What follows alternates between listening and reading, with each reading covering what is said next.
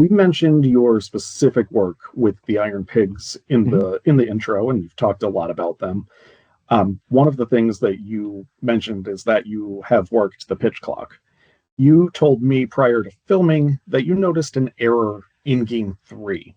Can you explain that?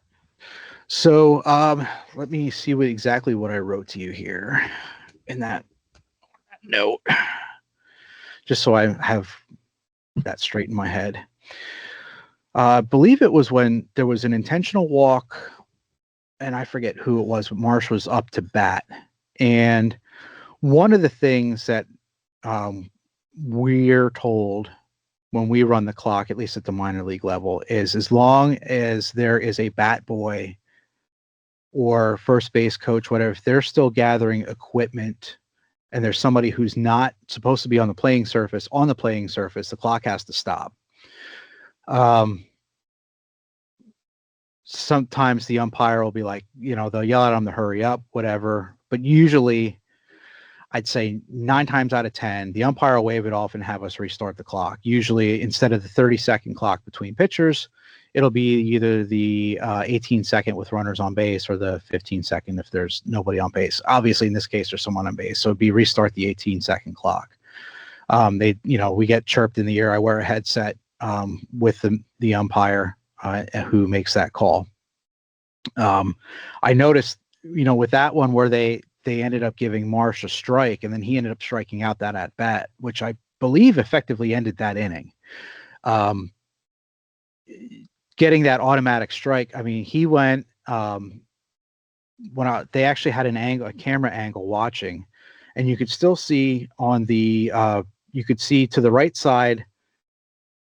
I believe it was it was either Stott or Castellanos who was walked, and they were just handing gear off, and the clock had hit the 8-second mark, and Marsh had just stepped into the batter's box. With 8 seconds left, you're supposed to establish eye contact with the pitcher and be in the box and ready to go. That's another one of Kruk's favorites there, is the eye contact. Yeah, the eye contact thing. And a lot of times you get warnings. Now, for whatever reason, this umpire never called off the chain. They never called off and reset the clock because there was still somebody, whether it was the first base coach or whatever, taking care of equipment, shin guards and the other mitts and whatnot.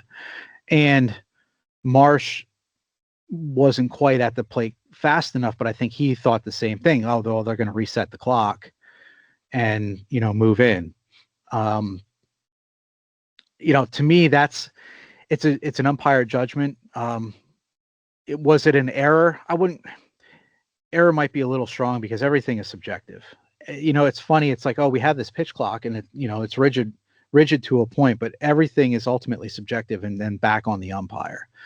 And again, working with the umpires I've worked with in AAA doing pitch clock, we have been called off or told to reset clocks for all sorts of things. And equipment on a walk like that, especially an intentional walk, really, there isn't a written rule for it, but the way that I've done it is I've always started it when the runner is halfway to first base. I'll start the 30-second.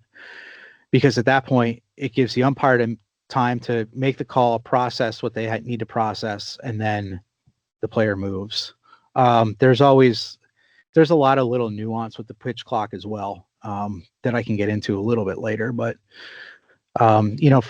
for something that they claim is so rigid, there certainly is a lot of nuance and a lot of judgment that goes into it.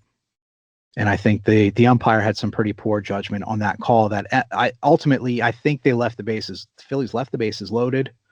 I think it ended up costing Marsh a strikeout at that at bat.